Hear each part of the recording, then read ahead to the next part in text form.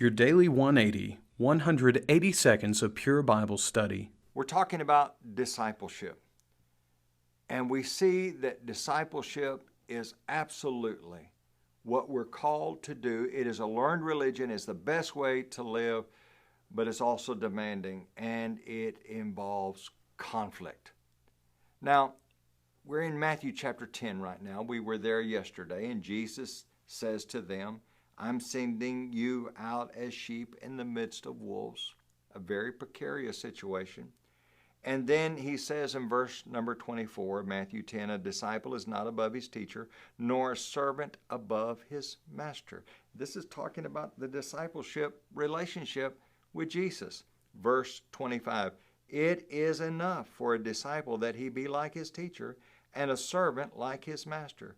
If they called the master of the house Beelzebub, how much more will they call those of his household? Don't be surprised.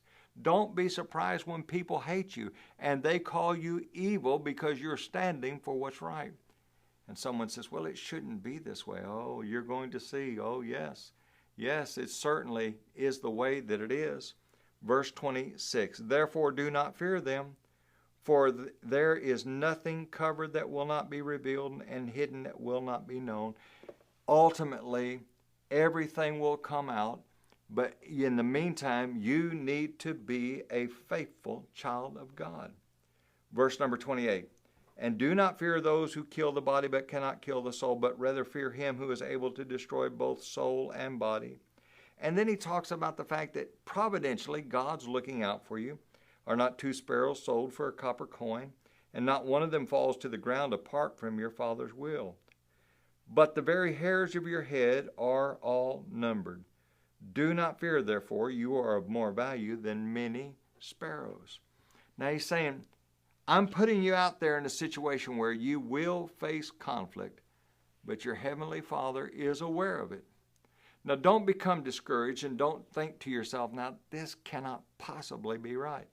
No, the reality is when you are a fully committed Christian, you're a fully committed child of God, and you're following the path of faithful discipleship, you're going to face conflict. And let me tell you something, we're going to see in tomorrow's study that sometimes the conflict comes from some of the most unexpected sources. Join us again for your Daily 180.